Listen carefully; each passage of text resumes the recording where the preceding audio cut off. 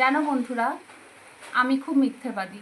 আর শুধু আমি কেন, পৃথিবীর সমস্ত মেয়েই খুব মিথ্যেবাদী।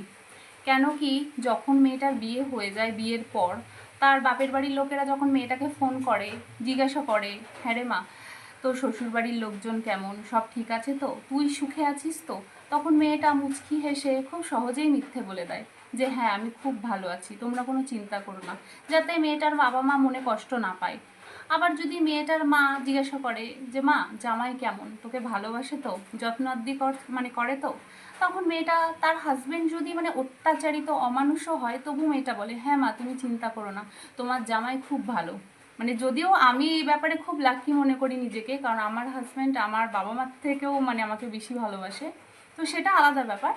কিন্তু সেটাই বলছি যে আমরা মেয়েরা প্রতিনিয়ত অনেক মিথ্যা কথা বলে থাকি।